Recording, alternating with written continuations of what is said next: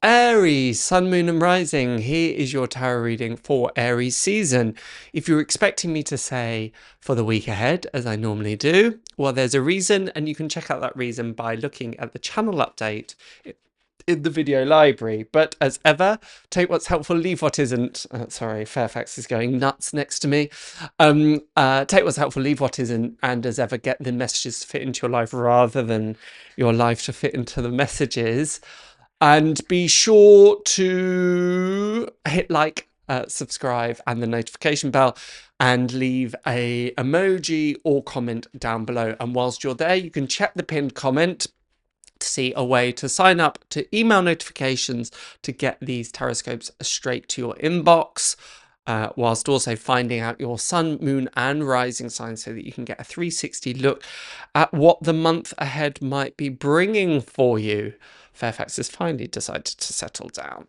And as an extra added bonus, because it is your birthday season, very happy birthday, Aries, I have pulled you one extra card to a bonus card, which I'll speak about later on in the video. And I'll be doing this for each zodiac sign as we go around. So the first cards we take as a bit of a triptych, with starting off with the Page of Swords. We also have the Nine of Cups in reverse, the Lord of Satisfaction, and then the Four of Swords in not reversed, thankfully. The Four of Swords, which is the Lord of Rest from Strife, or the Lord of Peace, as I like to call it. So the Page of Swords is a slightly nervous energy. I know it's seemingly starting on as a bit of a Debbie Downer, but don't worry. It all looks good, particularly with that appearance of the Four of Swords. But the Page of Swords is just, there tends to be an energy of that, of second guessing, not being entirely sure that all of our decisions and choices are best aligned. That's where this second guessing energy starts to creep in a little bit. You can see the Page of Swords is looking one way and kind of going another, and it's not quite this firm stance as I would perhaps like to see. As Aries represents the first zodiacal house, there can sometimes be this feeling, wrongly or rightly, of, right, we need to go, we need to start moving on, firing on all cylinders, we need to get the train out of the depot, so to speak. And when we're not entirely sure of the direction that that's meant to be going, it can bring about a certain nervousness, a certain low-level anxiety. And I just want to reiterate of not paying too much heed or too much putting too much weight on that energy, because we've got the Nine of Cups in reverse, and the Nine of Cups, the Lord of Satisfaction, is usually about being really proud of the things that we've done, giving ourselves a big pat on the back. I often call it the trophy room, where we display all of our achievements and all of the things of which we are most proud. The fact that it's reversed may well be indicating that we're slightly giving ourselves a bit of a hard time. I don't know about you, but my birthdays can sometimes be a bit of a mixed bag. Sometimes I can be really excited by it, but sometimes I can feel a bit, gosh, what have I done over the year, or what there's still to come? And we can use it as a bit of a rod for our own back. I think that's the right saying. Or a kind of whip, so to speak, to self-flagellate and think, oh, giving ourselves a bit of an unnecessary hard time. And the Four of Swords is really reminding you, don't do that. Just let's not even move into that mental head state. It is stay cool, calm, collected.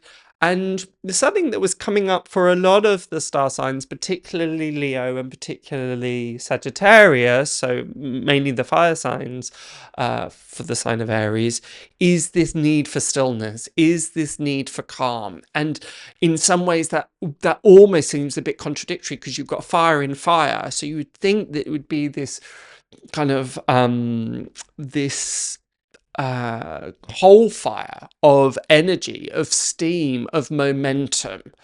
But actually, I feel that the universe is calling, particularly for the fire signs, to check in first, to make sure that they're not going in all guns blazing and just charging ahead in the wrong direction. Something that I've also been reiterating for a lot of the star signs is that the Aries, as I mentioned, is the first house of the zodiacal calendar. So in many ways, it's the start of the new year. And I would treat this time just as you would in the kind of January New Year. January New Year doesn't really make sense to me because we're still in the depths of hibernation. We're still a bit sluggish. And yet we feel as though we're meant to be kind of revving things up. So there's a dissonance happening, and we're about to move into spring. And for many of us, it's like, right, spring is here. The sun's out. Thank goodness. Let's go charging ahead.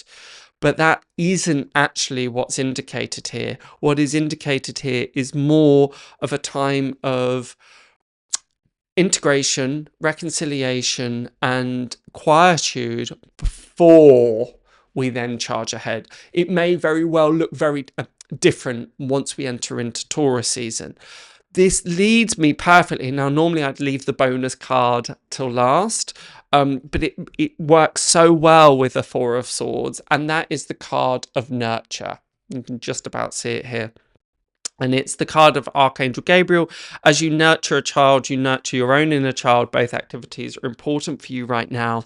So there is a real sense, you can see the child just in the middle of this respite. You can see that there is a direct correlation and link to this space of quietude, this space of rest, and the R&R, rest and relaxation. What is it you're doing at the moment to nourish yourself, to nurture yourself, to replenish yourself, to refill the coffers? Again, as I say, this might feel a bit at odds with the energies that are coming through. Normally we'll want to spring forward in spring, but I would ensure that the battery is completely full before we plug it in. There is also a direct correlation between the Four of Swords and the next card, which is the Hierophant. These both take place in the church. You can see the church window just in the background, and then the church here with the Hierophant. Now, this isn't necessarily a religious connotation. It's certainly a spiritual one. And it's just ensuring that you're nurturing yourself, particularly on a spiritual sense. There tends to be a lot of focus on the mind, there tends to be a lot of focus on the body, but not so much on the soul. So what are you doing that is really enriching your soul? Now, the symbol for that, the indication of that is partly by listening to your intuition, but also leaning into what just feels right, what just feels absolutely glorious and is recharging your battery like nothing else can.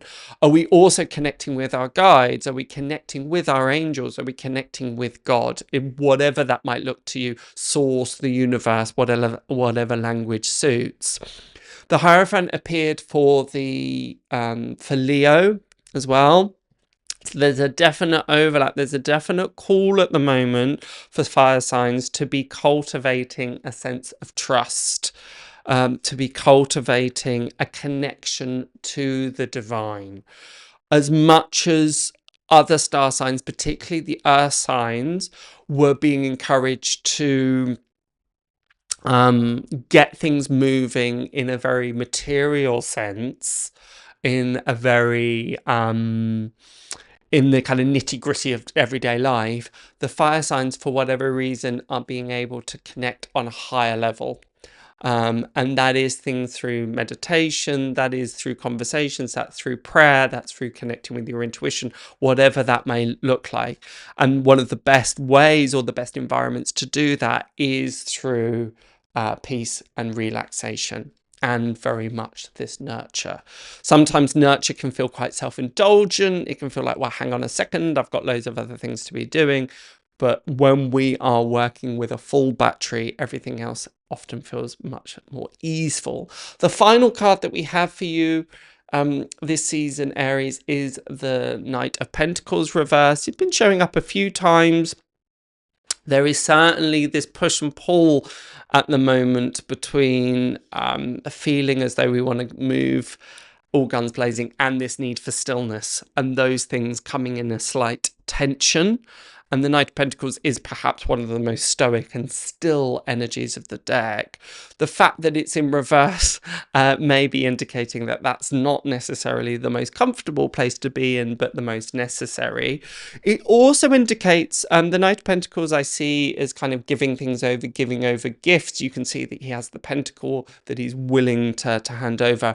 It's a little bit of a reminder here of what are you not letting go of? What are you holding on to and wanting to remain the same? Is there a kind of a low-level tension of, I'm not ready to give this up yet, be it a relationship, be it a job, be it a physical object, be it an age? I know I don't want to turn this old, but there's just a feeling of slight, you're reserving things, you're pulling things back just ever so slightly unnecessarily. And as we well know, if we give something up freely, we're creating an empty space within our hands for the universe to fill. So we can't receive unless we have an open heart and an open hand, metaphorically speaking. But all good. It will be a time of reflection. It will be a time of reconnection, both with yourself and to broader powers, so to speak. But done correctly, that could be really, really nourishing. So very, very nice to see. That's my reading for you, Aries. As I said at the beginning, happy birthday. I hope you celebrate in style, as I'm sure you will. And as ever, make sure that you check out the pinned comment below to see your sun, moon and rising sign so you can get a full look, a full panorama of what your birthday month might be bringing you. And there was something else I was going to say. You can also sign up to the notifications of when the next Tarotscopes are coming out for Taurus, but also keep an eye out on the other videos that are coming out this month. But until next time, have a wonderful, wonderful birthday, and I shall see you then. Bye for now.